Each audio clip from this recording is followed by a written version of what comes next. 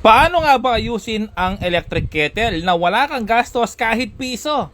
So subukan po natin yan, no? Gagamit tayo ng isang basong tubig kung mag-automatic ba siya. Kasi meron tayong gagawin. Kahit na wala kang gamit na tester, ay magagawa mo ito. I-share mo rin sa iba para malaman nila. So ganito po yun, no? Unang step ay kailangan mong alisin dito.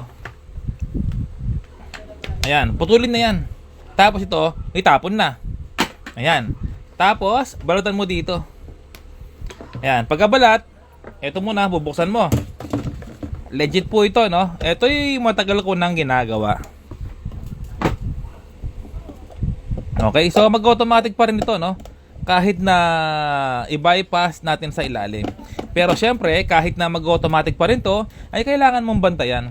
Pati yung mga rice cooker, kahit na nag-automatic yan, kailangan mong bantayan para safe. Okay, so bali, ito unang step na gagawin natin. Kailangan mo lang alisin ito. Ito, 1, 2. Ito, alisin mo yan. 1, 2. Yun lang, no? So, alisin natin. Yan, tanggal na. Yung isa naman, ito. Ayan, tanggal na rin. Okay, sana po, nasundan nyo ko, no? Ito nakalagay dito, alisin mo. Tsaka ito, alisin mo rin. Okay, so ngayon, next na gagawin mo, ay ito na. Di ba, nasa likod to, kailangan mo itong butasin. Yan, dalawang butas lang. So, daan-daan, no? Baka masugat ka. Ayan. Tapos, isang butas dito.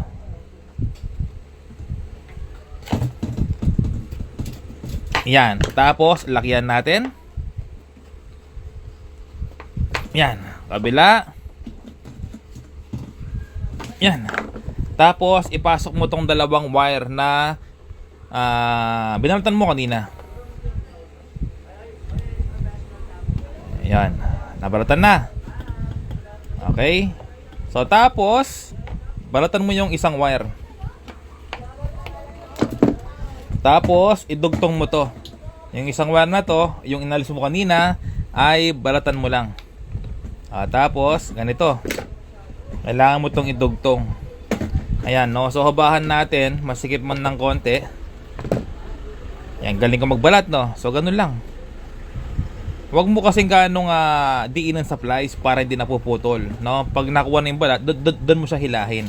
Ayan, so ito po yung nabalatan na, no?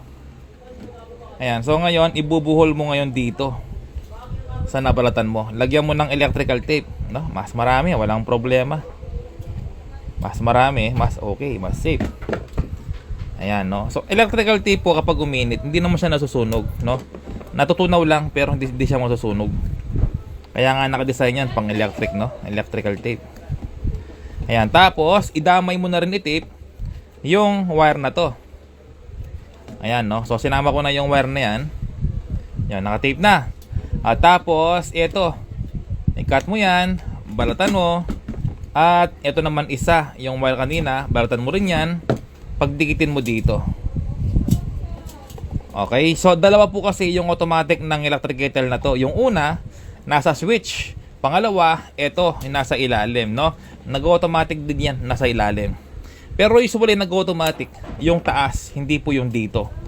Yung switch po kasi ay may heating plates. Ibig sabihin ng heating plates ay kapag uminit po yung kanyang plates ay mag-automatic po siya. Kaya tinawag na heating plates temperature or thermostat. No, thermostat po yon, yung nasa switch ng electric kettle. Kapag ginawa mo to, nako, tatagal lang yung electric kettle, hindi na ulit masisira. Kasi wala na siyang sisirain. Okay, so ngayon, ibabalik ko na siya, no? Ayan, yung butas na yan, nasa plastic, yan po, pinapasok dito, yung sa wire, yan, no? Ayan, ganda, para walang nangyari, no? So, nakarekta na po to. So, ibig sabihin, madaling salita, wala na pong kuryente ito. Yung terminal, wala nang power yan, kahit tawakan mo, kasi nga, inalis mo na yung kaninang wire, kanina yung dalawa. Okay, so, eto po yung ginagawa lamang. Okay, so, pwede pong gayahin ito. Inuulit ko po, no? Kapag ito ginagamit nyo, susubukan nyo, siyempre, nagpapakulo na ng tubig na mainit. Huwag nyo pong iiwanan, bantayan nyo, no? Kasi nga, naka-bypass na siya. Okay, pero ganun man, subukan natin kung ito ba yung mag-automatic. So may ilaw po siya dito yan. Kapag umilaw, ibig sabihin may power. Okay? So ngayon, subukan na natin, no?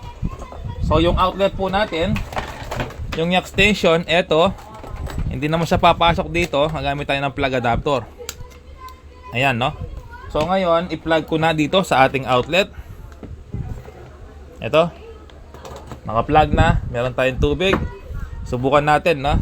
So plug natin dito sa ating outlet. Tira nyo po kung ito iilaw dito. Ayan, no? So may ilaw po siya. Ibig sabihin, umiinit na. Kasi naka-on siya. Ngayon, off natin. Ayan, in-off natin, mawala po siya. So ngayon, ito na, no? Magkakaalaman na kung ito ba yung mag-automatic dahil nga binaypass ko yung ilalim. Inuulit ko, meron po itong automatic dito.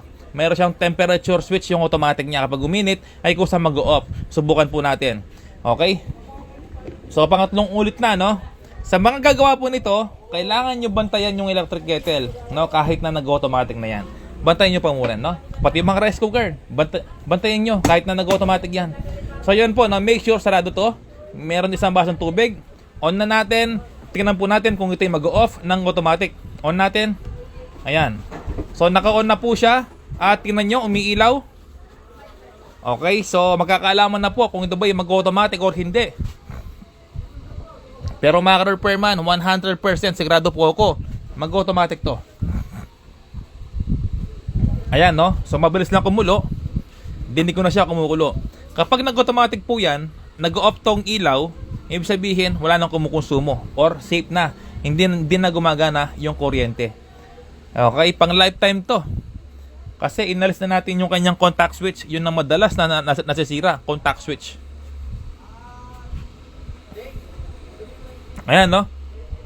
So kumukulo na yung loob. So hintay lang natin na mag-off yung kanyang switch. Ito po yung kanyang switch, no? Ayan, kapag bumaba po to, ibig sabihin nag-off yan. Kapag bumaba at nawala yung ilaw, ibig sabihin nag-automatic na. Yun! Ayan, no? Nawala yung ilaw, pati yung switch bumaba, okay na.